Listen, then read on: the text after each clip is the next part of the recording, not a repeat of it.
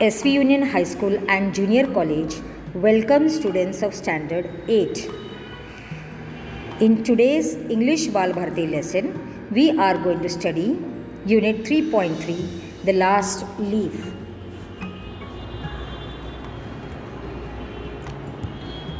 Let us begin with the introduction of the author.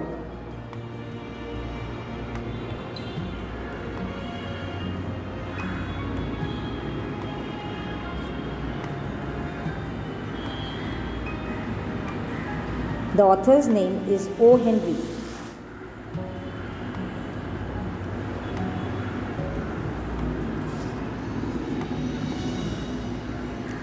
O. Henry was born in 1862 and he died in 1910. He was born in Greensboro, North Carolina, USA. When he was 3, his mother died and he was raised by his grandmother and aunt. William was an avid reader. But at the age of 15, he left school and worked in a number of jobs, including that of a bank clerk. He then became a journalist. In 1894, cash was found to have gone missing from the First National Bank in Austin, where he had worked and went to prison. He was freed in 1901 and changed his name to O. Henry. O. Henry published about 10 collections and over 600 short stories. He died in 1910 at an early age of 48. Now, let us see the lesson. In the poorer parts of New York, there was a colony where many struggling artists lived. Among them were Sue and John C. They had come to New York from different parts of the United States. When they met, they found that they shared the same interests and they became friends. They shared a flat and set up a joint studio trying to earn a living through art.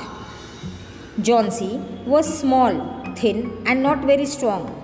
After spending a few months in New York, she became ill with pneumonia.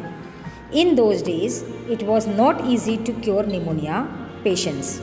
Though Sue looked after her well, John C. showed no signs of improvement.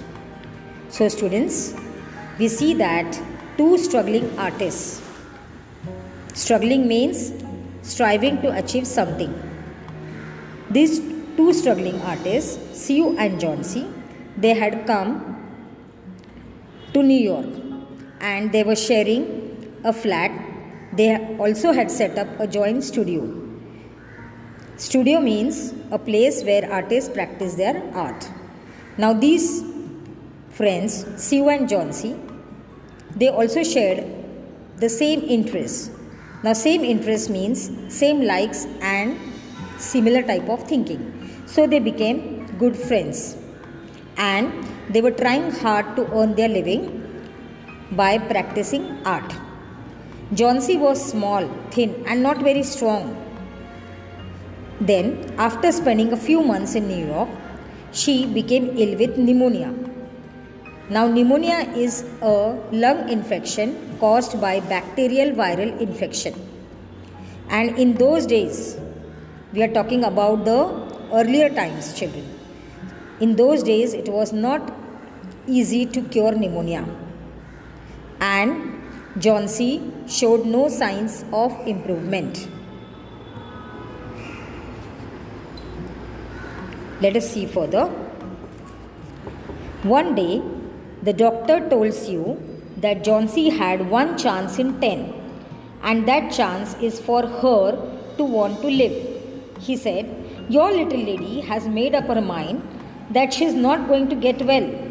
He told Sue that medicines alone did not help if the patient did not wish to live. That day, John C. just lay in bed without making any sound or movement. First, Sue thought that she had fallen asleep, and then she noticed that John C. was looking out of the window and was counting something again and again in a very low voice, almost a whisper. So, students, we see here that John C. became ill with pneumonia. So, a doctor was called. The doctor, after examining John C., He told her friend Sue that medicines alone will not work if the patient has no desire to live.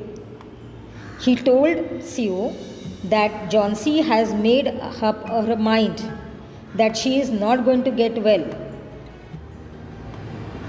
The desire, the wish to live should be instilled in her. She should have the desire within that she is going to recover. Then only medicines can work on her. Then, after the doctor had gone, Sue noticed that Johnsy lay in her bed without making any sound or movement.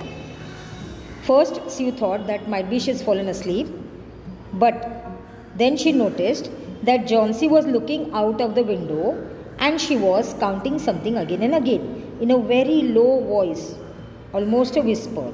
Whisper means low sound. So, students, Sue noticed that Johnsy was counting something looking out of the window. Now, what happens into the lives of Sue and Johnsy, that we will see in the next part. Thank you.